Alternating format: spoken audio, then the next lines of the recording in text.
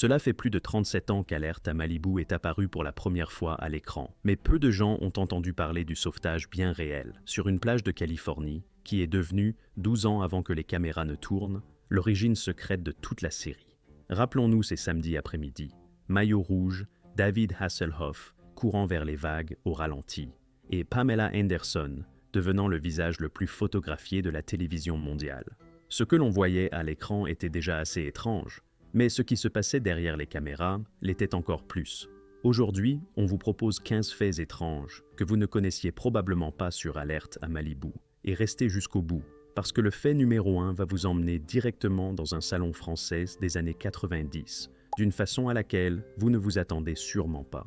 Avant de commencer, n'oubliez pas de mettre un pouce bleu, de vous abonner et d'activer la petite cloche. Numéro 15. Chaque fois que vous voyez Mitch Buchanan sortir des vagues avec cette autorité de capitaine des sauveteurs, vous regardez une série qui n'existe que grâce à un sauvetage bien réel, survenu 12 ans avant que les caméras ne commencent à tourner. Imaginez la scène. Un sauveteur de service sur une plage de Los Angeles, un service ordinaire comme un autre. Sauf que ce sauveteur s'appelait Greg Bonain, et qu'en 1977, il a sorti de l'eau les enfants de Stu Erwin Jr., un cadre de la maison de production GTG Entertainment, pris dans un dangereux courant de baleines sur la plage de Will Rogers State Beach. La raison pour laquelle cela compte est simple. Erwin lui était tellement reconnaissant qu'il a aidé Bonan à décrocher un rendez-vous avec le cadre de NBC Brandon Tartikoff pour présenter l'idée de la série. Et voici la partie qui rend tout encore meilleur. Bonan n'avait absolument aucune expérience dans l'industrie. Il n'était ni producteur, ni scénariste, ni agent. C'était un sauveteur avec une histoire vraie qu'aucun scénario de fiction n'aurait pu inventer. C'est exactement pour cela qu'il a insisté pour avoir de vrais consultants en sauvetage, du vrai matériel, et pour toujours garder un authentique sauveteur en exercice du comté de Los Angeles dans le casting principal. Le plateau de tournage a d'ailleurs été construit juste au-dessus du véritable poste de secours de Will Rogers State Beach, avec des fenêtres sans teint pour que les sauveteurs de garde puissent continuer leur vrai travail sans être gênés par le tournage. Chaque sauvetage héroïque que vous regardiez le samedi après-midi se déroulait littéralement à quelques mètres au-dessus de vrais sauveteurs, faisant exactement la même chose, mais pour de vrai. Sans ce sauvetage de 1977, il n'y aurait tout simplement eu ni rendez-vous, ni commande de pilote, ni série. Prenez une seconde pour y penser. Une série qui a défini l'identité visuelle de toute une décennie de télévision, regardée par plus d'1,1 milliard de spectateurs par semaine à son apogée, dépend entièrement du fait que 2 enfants aient dérivé dans le mauvais courant, sur la mauvaise plage, exactement le jour où Greg Bonan était de service. Aucune étude de marché, aucun comité créatif, aucun dirigeant de chaîne n'aurait pu concevoir un tel point de départ, même en essayant très fort. Numéro 14. Avant de s'appeler Alerte à Malibu, la série a failli garder un nom dont personne ne se souviendrait aujourd'hui. Le titre de travail était ACES, l'abréviation anglaise de Aquatic Core for Emergency Service, quelque chose comme le noyau aquatique du service d'urgence. Cela sonne davantage comme un manuel de procédure que comme un phénomène de culture populaire. Les producteurs ont finalement opté pour le nom des véritables bateaux de sauvetage rouges et blancs que les sauveteurs du comté de Los Angeles utilisaient depuis des décennies, avec un logo dessiné par John Johnson, ami de longue date de Bonan, et lui aussi sauveteur. Le problème, c'est que le visage de toute la franchise a failli être quelqu'un de complètement différent. Le rôle de Mitch Buchanan aurait d'abord été proposé à Tom Selleck, qui l'aurait refusé parce qu'il ne voulait pas être catalogué comme symbole sexuel après Magnum. Les producteurs auraient alors envisagé Lorenzo Lamas, William Katt, Tom Wopat et Adrian Paul, avant que David Hasselhoff n'entre dans la conversation, tout juste sorti de K2000 sur NBC. Et voici la partie qui rend tout encore meilleur. Hasselhoff a raconté en interview qu'au début, il appelait le projet en interne, entre guillemets, K2000 en maillot de bain, et qu'il a fallu insister longtemps avant qu'il n'accepte. Cela a une importance énorme parce que Hasselhoff n'a jamais été qu'une simple vedette. Il est devenu producteur exécutif de la série, son principal atout à l'international, et la personne qui l'a maintenu en vie quand la chaîne l'a purement et simplement annulé.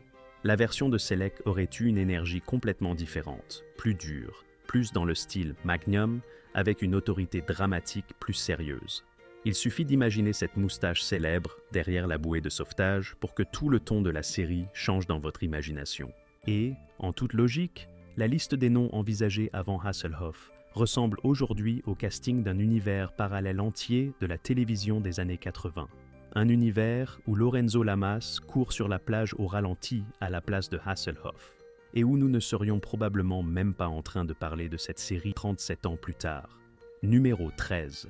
Le personnage principal a bien failli avoir un fils totalement différent à l'écran. Jeremy Jackson a interprété Obi Buchanan pendant 9 saisons, devenant l'enfant avec lequel toute une génération de fans a grandi depuis la première diffusion en syndication. Mais selon les propres récits de David Hasselhoff et le documentaire After Baywatch, un jeune Leonardo DiCaprio aurait été très près de décrocher ce rôle en premier. D'après ce que l'on raconte, Hasselhoff lui-même se serait opposé à ce choix, craignant qu'un acteur visiblement adolescent à ses côtés à l'écran ne le fasse paraître trop âgé. Le rôle est donc d'abord revenu à Brandon Cole pour le pilote original de NBC, puis à Jeremy Jackson lorsque le relancement en syndication a commencé. DiCaprio, de son côté, a décroché un rôle dans Quoi de neuf, Docteur, ce qui l'a mené tout droit vers Gilbert Grape et sa première nomination aux Oscars. Et voici la partie qui rend tout encore meilleur. Il s'est éloigné du programme le plus regardé de la planète pour foncer directement vers une carrière de cinéma indépendant, qui a fait de lui l'une des plus grandes stars de cinéma des 30 années suivantes. Jackson, lui, est resté 9 saisons, et son long parcours dans la série, ainsi que les difficultés personnelles documentées ensuite, sont devenus l'une des histoires les plus commentées et les plus discrètement bouleversantes du documentaire After Baywatch. 2 carrières complètement séparées à cause d'une seule décision de production sur le fait de savoir si un acteur en ferait paraître un autre trop âgé devant la caméra. Cette bifurcation s'est produite en silence, entre 2 saisons, sans annonce et sans cérémonie. Et puis, la vraie vie a livré son propre rebondissement de scénario. Pendant que Jackson tournait encore des scènes de sauvetage à Malibu, DiCaprio n'était plus qu'à quelques années de monter sur une scène des Oscars. Aucun des deux ne le savait encore. Numéro 12. Une autre star immense a fini par apparaître dans cette série, seulement plus tard et sous une forme que personne n'a reconnue à l'époque.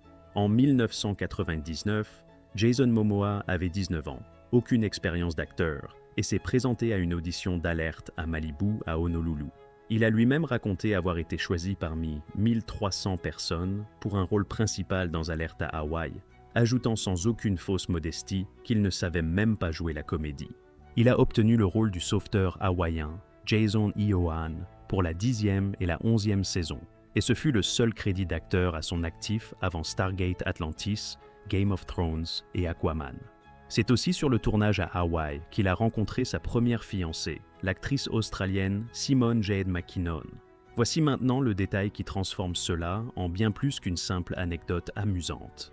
Les saisons hawaïennes n'ont existé que parce que le plan initial de délocalisation en Australie venait d'être bloqué par un conseil municipal local. Sans ce revirement forcé, Alerte à Malibu n'atterrit jamais à Honolulu et Momoa ne fait tout simplement pas partie du bassin de candidats. Sans l'ère hawaïenne, pas de premiers rôles à l'écran pour le futur Khal Drogo et Aquaman. Ces épisodes hawaïens, rarement évoqués dans les rétrospectives de la série, fonctionnent aujourd'hui comme des images d'archives accidentelles de l'une des plus grandes stars d'action des années 2020, encore totalement informe, apprenant à jouer devant une caméra en temps réel. Et, en toute logique, Momoa lui-même, aujourd'hui l'un des visages les plus reconnaissables du cinéma d'action, ne considère probablement même pas ce casting comme un moment décisif, alors qu'il l'a été très exactement. Numéro 11. La raison pour laquelle Alerte à Malibu a fini par atterrir à Hawaï est l'une des histoires de production les plus étranges de la télévision des années 90. Le plan initial de délocalisation de 1999 visait la plage d'Avalon, en Nouvelle-Galles du Sud, en Australie, sous le titre de travail Baywatch Down Under. Un épisode pilote a même été tourné, avant que le conseil municipal de Pittwater et les habitants ne votent définitivement contre la production, invoquant des inquiétudes concernant les dommages environnementaux qu'une équipe de télévision américaine à grande échelle causerait sur ce littoral. Toute une communauté côtière a dit non à Hollywood. Les producteurs ont dû trouver un nouveau plan, et le gouverneur d'Hawaï, Ben Cayetano, ainsi que le Bureau du tourisme et des congrès d'Hawaï, sont intervenus avec un ensemble d'incitations fiscales estimées à 870 000 $ par épisode, montant finalement grimpé jusqu'à 1 100 000 $, à condition que 60% de cette somme soit dépensée dans l'État. L'accord incluait une commande garantie de 44 épisodes, et le titre devait être contractuellement changé en Baywatch Hawaii. Greg Bonan a présenté l'accord en personne au gouverneur Cayetano et au producteur exécutif A.E. Massini. Sans ce sauvetage diplomatique, les 2 dernières saisons de la série n'existeraient tout simplement pas. Toute l'ère hawaïenne, le casting de Jason Momoa, le renouvellement complet de la distribution, la fin du casting original de Los Angeles, tout cela s'est produit uniquement parce qu'une petite ville côtière australienne a voté contre lors d'une réunion de conseil municipal. Prenez une seconde pour y penser. La prochaine fois que vous regarderez la première de la 10e saison et que vous remarquerez des récifs différents et un ciel différent, souvenez-vous que c'est littéralement la plage de second choix, choisie après que la première option a rejeté la production par un vote, et non par un scénario. Numéro 10. Avant tout cela, la série était déjà morte une fois, et la manière dont elle est revenue est véritablement extraordinaire. Dans le classement Nielsen de la saison 1989 à 1990, Alerte à Malibu s'est classé 73e sur 103 programmes. NBC a annulé la série au printemps 1990. Au même moment, sa société de production, GTG Entertainment, une co-entreprise entre la légende de la télévision Grant Tinker et le groupe de médias Gannett, a fait faillite. La série s'est retrouvée sans chaîne et sans studio en même temps, complètement terminée, du moins c'est ce qu'il semblait. Tinker a revendu les droits à Greg Bonan pour 10 $. Bonan a raconté cette histoire à plusieurs reprises. Tinker lui aurait dit de rédiger le chèque sur le champ et de reprendre les droits. Bonan a rédigé le chèque. Tinker ne l'a jamais encaissé. Il l'a fait encadrer et l'a rendu à Bonan lors de la célébration du 250e épisode de la série. Sans cet accord de 10 $ scellé par une poignée de main, les droits seraient restés enterrés dans une faillite et aucun retour n'aurait été possible. La série sur laquelle vous avez grandi n'est en réalité qu'une seule saison de NBC et une note de bas de page oubliée de l'histoire de la télévision des années 90. Les épisodes de la première saison, avec les acteurs originaux Sean Weatherly et Billy Warlock et un ton complètement différent, sont restés écartés du package de syndication pendant des années. La plupart de ceux qui ont grandi en regardant Alerte à Malibu dans les années 90 n'ont jamais vu une seule image de cette version originale. Numéro 9. David Hasselhoff n'est pas simplement revenu dans Alerte à Malibu en tant que vedette. Il est revenu en tant que copropriétaire. Il s'est associé à Bonan, Michael Burke et Douglas Schwartz pour relancer la série en première diffusion syndiquée et aurait accepté de différer une partie de son salaire en échange d'une participation financière dans la production elle-même. Le président de Fremantle Corp, Paul Talbot, a déclaré au Baltimore Sun en 1995 que la version NBC coûtait bien plus d'1 million de $ par épisode, tandis que la version syndiquée était tombée à environ 800 000 $, les préventes internationales couvrant la différence. Hasselhoff a décrit l'équipe de 4 personnes derrière ce retour de la manière suivante. L'un d'entre nous était scénariste, l'un d'entre nous était réalisateur, l'un d'entre nous était le sauveteur, et moi, j'étais le relationniste public, la vedette qui maintenait le moral de l'équipe. Voici maintenant pourquoi les revenus des préventes allemandes ont permis aux chiffres de fonctionner. La carrière musicale de Hasselhoff avait déjà fait de lui un phénomène bien réel en Europe. Sa chanson « Looking for Freedom » a passé 8 semaines consécutives en tête des classements en Allemagne de l'Ouest en 1989, exactement pendant les semaines de la chute du mur de Berlin. Cette célébrité préexistante avait déjà préparé tout un continent à regarder tout ce dans quoi il apparaîtrait par la suite. L'accord de syndication qui a sauvé Alerte à Malibu a été partiellement financé par une carrière pop allemande qui n'avait absolument rien à voir avec le sauvetage en mer. Chaque fois que vous voyez Hasselhoff sourire sur la plage de l'air syndiqué, vous le regardez littéralement observer sa propre participation financière prendre de la valeur. Numéro 8. La course sur la plage au ralenti est probablement la scène la plus parodiée de la télévision des années 90. Friends l'a fait. Le Saturday Night Live l'a fait. Les Simpsons l'ont fait.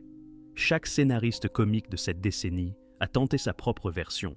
C'est toute l'identité visuelle de la série compressée en 30 secondes. et elle a été inventée parce que la production s'est retrouvée sans argent. Le co-créateur Michael Burke a raconté en interview que les producteurs manquaient à la fois de budget et de minutes de contenu pendant le tournage, et qu'ils ont inventé les montages au ralenti spécifiquement pour combler le temps au moindre coût possible. David Hasselhoff l'a confirmé directement au magazine Men's Health. Cela est devenu de façon organique parce que nous n'avions pas d'argent, nous n'avions pas assez de financement pour terminer la série. Greg Bonan revenait par ailleurs tout juste des Jeux Olympiques de Séoul de 1988 avec des images filmées à haute vitesse du 100 mètres, qui ont servi de référence visuelle pour ce style. La technique a fait ses débuts dans le tout premier épisode de NBC, Panic at Malibu Pier, et elle n'a plus jamais disparu. Chaque parodie, chaque hommage, chaque référence remonte à un déficit comptable dans une production syndiquée à petit budget. Chaque course au ralenti est littéralement une reconnaissance de dettes de production payées en crème solaire. Petite pause, on est arrivé à la moitié du classement et les choses sont sur le point de devenir encore plus folles. Avant de passer aux 7 premières places, je veux savoir une chose de votre part. Quelle est votre réplique ou votre moment préféré d'Alerte à Malibu? Écrivez-le en commentaire. Et si vous aimez cette vidéo, mettez un pouce bleu et abonnez-vous si ce n'est pas déjà fait. Ça aide vraiment beaucoup la chaîne à grandir. Bon, on reprend le classement. Numéro 7. Pamela Anderson a rejoint Alerte à Malibu dans la 3e saison, dans le rôle de C.J. Parker, et est presque immédiatement devenue le visage mondial de la série. L'audience internationale a explosé l'année de son arrivée, et en seulement 2 saisons de plus, le programme atteignait le pic de son audience mondiale. Selon pratiquement tous les indicateurs disponibles, Anderson a transformé la portée mondiale de la série presque du jour au lendemain. Voici maintenant le problème. On lui versait environ 1 500 $ par épisode lors de sa première saison. Anderson elle-même a confirmé ce chiffre dans une interview donnée à Andy Cohen en 2025. Quand on lui a demandé directement si elle gagnait la même chose que Hasselhoff, elle a répondu sans la moindre hésitation. Entre guillemets, vous plaisantez? Non, bien sûr que non. Hasselhoff lui avait personnellement proposé le rôle de CJ après son passage remarqué dans La vie de famille. En réalité, après une série populaire sur la rénovation de maisons, il avait su reconnaître ce que la combinaison entre la notoriété publique d'Anderson et la personnalité New Age particulière du personnage de CJ, cristaux, méditation, interprétation des rêves, pouvait apporter à l'attrait mondial de la série. Anderson a raconté plus tard qu'elle avait été attirée par CJ parce que le personnage pensait différemment, et cette dimension philosophique avait été construite en partie autour de ses propres centres d'intérêt et de sa participation active à l'élaboration du rôle. L'écart entre les 1 500 $ hebdomadaires d'Anderson et sa contribution à une audience d'1 milliard de spectateurs est l'un des déséquilibres de rémunération les plus flagrants de la télévision des années 90. L'image la plus reconnue de toute la série, ce maillot rouge sortant des vagues, a été filmée pour à peu près le prix qu'un touriste moyen dépense en 1 semaine de vacances à la plage. Numéro 6. Un maillot de bain original de C.J. Parker fait aujourd'hui office de pièce maîtresse dans l'exposition Splash, A Century of Swimming in Style au Design Museum de Londres en 2025. Il a été prêté par le Bikini Art Museum allemand, qu'il avait acquis auprès de la collection personnelle de David Hasselhoff. La conservatrice Amber Butchart a déclaré à CNN que c'était l'une des pièces les plus coûteuses à assurer de toute l'exposition. Voici maintenant l'astuce. Les maillots originaux étaient fabriqués avec le véritable équipement de compétition des sauveteurs de Californie du Sud, le même équipement porté par les vrais sauveteurs en exercice du comté de Los Angeles, ensuite ajusté individuellement aux mensurations de chaque acteur. C'est pour cela qu'ils paraissaient à la fois athlétiques et cinématographiques. Ils avaient été conçus d'abord pour la fonction et tout le reste est venu ensuite. Pamela Anderson a depuis lancé sa propre ligne de maillots de bain en prenant explicitement ses distances, dans son esthétique actuelle, avec ce qu'elle-même a décrit comme le côté performatif de l'époque Baywatch. Le costume a parcouru, en une seule génération, le chemin de la garde-robe télévisuelle jusqu'à la pièce de musée assurée. C'est le seul costume télévisuel de sa décennie, exposé aujourd'hui aux côtés de médailles d'or olympiques dans une institution internationale de design de premier plan.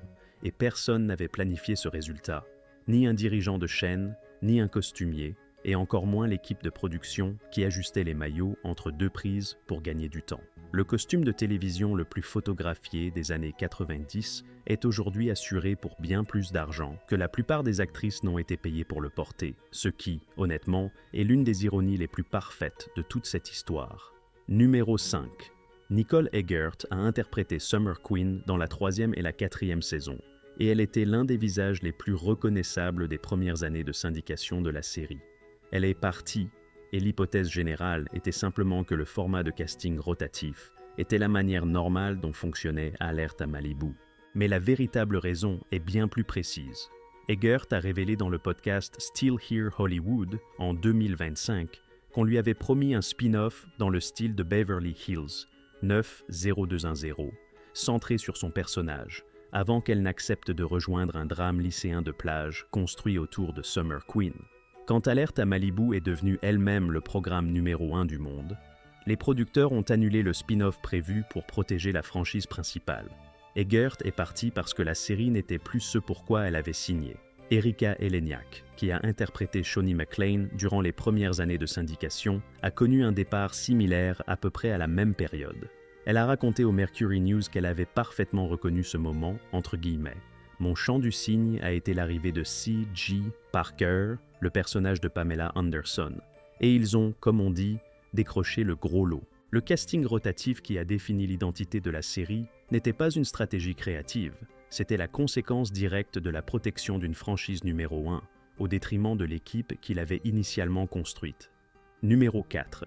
Carmen Electra est arrivée dans Alerte à Malibu dans le rôle de Lanny McKenzie avec très peu d'expérience télévisuelle, mais une présence scénique énorme. Son partenaire de tournage David Chokachi a publiquement noté qu'au moment où Electra a rejoint la série, les producteurs avaient déjà décidé que le casting devait effectuer ses propres cascades aquatiques, parce que les plaintes des spectateurs concernant des doublures visibles étaient devenues un vrai problème. Voici maintenant son parcours jusqu'au rôle, qui est vraiment remarquable. Son nom de scène lui a été donné personnellement par Prince, après qu'il l'a signé sur son label Paisley Park, produit son album éponyme de 1993 et emmené comme première partie sur la tournée Diamonds and Pearls. Elle est passée directement de l'émission Singled Out de MTV et du club Glam Slam de Prince aux gardes de sauveteurs sur le programme le plus regardé de la planète. Electra a raconté dans la série documentaire After Baywatch que l'exigence de réaliser ses propres cascades venait de véritables retours du public sur l'authenticité, et qu'elle a tenu son rôle.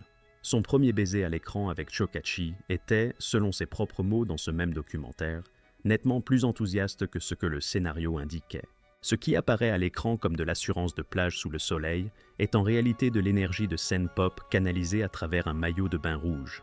Chaque scène où Lanny McKenzie paraît sûre d'elle-même remonte à une chorégraphie de tournée, et non à une quelconque qualification de sauveteur. Numéro 3. Alexandra Paul a interprété Stephanie Holden pendant plusieurs saisons et a toujours été très franche sur un point que la réputation ensoleillée de la série a tendance à cacher. Les acteurs invités mentaient régulièrement lors des auditions sur leur capacité à nager, en supposant que des doublures s'occuperaient des scènes aquatiques.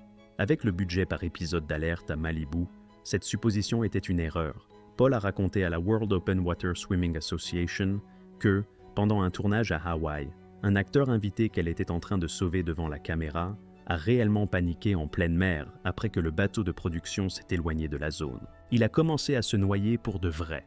Paul, ancienne sauveteuse junior, a effectué un véritable sauvetage, et l'acteur lui a dit plus tard qu'elle lui avait sauvé la vie. Elle a également révélé que Yasmine Bleeth avait une forte aversion pour les scènes aquatiques, ce qui poussait Paul et David Charvet à se disputer de manière informelle les scènes de sauvetage l'un de l'autre, une sorte de jeu qui s'est répété pendant plusieurs saisons. L'élément qui maintenait tout cela ensemble était Michael Newman, un authentique sauveteur en exercice du comté de Los Angeles, apparu dans 109 épisodes sur 10 saisons, la 3e place en nombre d'apparitions derrière Hasselhoff et Jeremy Jackson. Il entraînait chaque membre du casting et gérait les scènes aquatiques que personne d'autre ne pouvait exécuter en toute sécurité. Il aurait déclaré à propos de sa longévité dans la série « J'étais trop utile pour qu'il se débarrasse de moi ». Numéro 2. En 1989, Alerte à Malibu était le 73e programme classé de la télévision américaine. NBC a annulé la série. En 1995, Le livre Guinness des records l'avait déjà certifié comme le programme télévisé le plus regardé de l'histoire de l'humanité. Avec une estimation d'1,1 milliard de téléspectateurs par semaine dans 142 pays, traduite en entre 33 et 42 langues. 1,1 milliard de personnes chaque semaine. Ce chiffre représente environ le double de l'audience télévisuelle mondiale qui a regardé l'alunissage en 1969. Maintenu sans interruption semaine après semaine pendant des années. Le président de Fremantle Corp, Paul Talbot, a déclaré au Baltimore Sun en juillet 1995 qu'il avait cessé de vendre la série par pays et qu'il la vendait désormais par langue. Elle a été diffusée sur le système satellite Star TV de Rupert Murdoch en direction de la Chine et de l'Inde. Elle a été regardée sur des antennes paraboliques privées en Iran et elle a été diffusée simultanément dans toute l'Europe de l'Est et en Amérique du Sud. Les revenus des préventes allemandes, qui ont rendu le modèle de syndication financièrement viable, reposaient entièrement sur la carrière musicale de Hasselhoff de 1989. Chaque épisode que vous regardiez adolescent était diffusé au même moment à Bombay, à Manille, à Munich et sur une antenne parabolique quelque part dans les faubourgs de Téhéran. Cette échelle simultanée d'audience ne s'est jamais reproduite depuis. Et tout a commencé depuis la 73e place. En toute logique, une série annulée par une chaîne américaine et rachetée pour $10 n'aurait pas dû finir par doubler l'audience mondiale de l'alunissage. Et pourtant, c'est exactement ce qui s'est passé. Numéro 1. Préparez-vous parce que voici le fait qui promettait de vous emmener dans un salon français, et il est entièrement vrai. Alerte à Malibu jouait d'abord, en France, sur la popularité de David Hasselhoff auprès du jeune public grâce à K2000. Et cette nouvelle mouture pouvait être diffusée par TF1. En fin d'après-midi dans le cadre du Club Dorothée, l'émission phare des jeunes téléspectateurs de l'époque, celle-là même que regardait, dit-on, un certain Adil Rami, futur champion du monde de football avec les Bleus. Maintenant, voici la partie qui rend tout encore meilleur.